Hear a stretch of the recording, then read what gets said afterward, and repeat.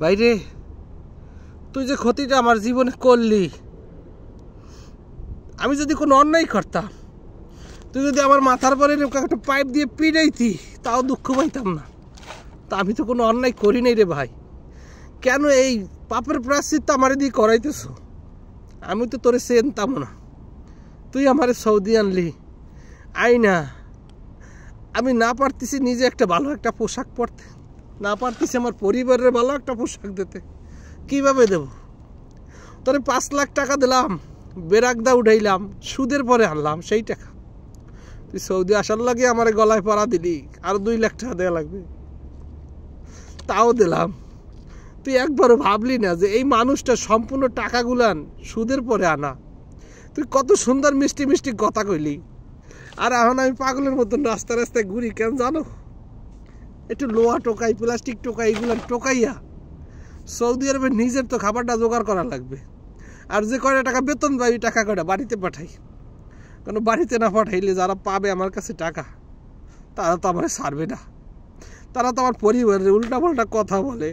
টাকা নেওয়ার সময় মনে ছিল না তোমার স্বামী টাকা কামায় না, তো সৌদি পইরে দিছে কেন? তোমার ছেলে টাকা পাঠায় না, তো তোমরা খাও কি? এই ধরনের কথা বলে রে ভাই। তুই এটার যন্ত্রণা বুঝবি না। তুই তো শুধু শুধু টাকা আর এই মানুষগুলো নিয়ে বিপদে ফেলাও। তুই কি একবারও বিশ্বাস করো যে তোর মরতে হবে? তুই মরার পরে এই যারা আমার মতন জাগো ঠগাইছ, এরা কি তোর পক্ষে যে সাক্ষী দেবে, তোর পরে যে সুপারিশ করবে?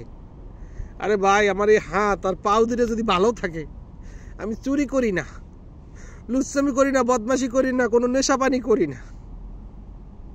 কি কইছি বুঝছো? আমি নামাজ পড়ি, আর তোর জন্য আমি মন খুলিয়ে দোয়া করি, আল্লাহ তুমি ওরে রক্ষা করো, আল্লাহ তুমি ওরে হেদায়েত দান করো।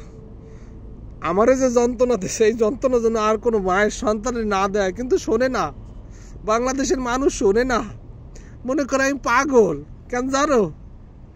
তোর যে আল্লাহ মধু দেশে মুখে, তুই যে দোকানে দিয়ে চা খাওয়াইতে পারো, ওই যে আমার টাকাটা দিয়ে আর একজনের চা খাওয়াইয়া মানুষগুলারে নষ্ট করতেছো, বুলাই ফেলাইছো। বুলাইয়া মানুষের কাছ থেকে টাকা নিয়া এই বিদেশের কথা বইলা আইনা দুর্ভোগে ফেলাইতেছো, আটকাইয়া টাকা আদায় করতেছো। এই বেটাকে কাজ দিতেছো না, আকামা দিতেছো না।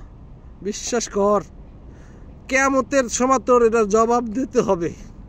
কেন এই মানুষগুলোর আমি সহ আমরা কোনোদিন তোর সাথে কোনোদিন খারাপ সম্পর্ক ছিল না। চেনতামই না তোর সাথে খারাপ সম্পর্ক হবে কোথা থেকে। তোর বাড়ি কোথায়? কুমিল্লা, আমার বাড়ি বরিশাল। কি ক্ষতিটা আমি তোর করছি রে ভাই? আমার জন্মে তো তোর সাথে পরিচয় ছিল না। আল্লাহ জানো তোর নেক হায়াত দান করে।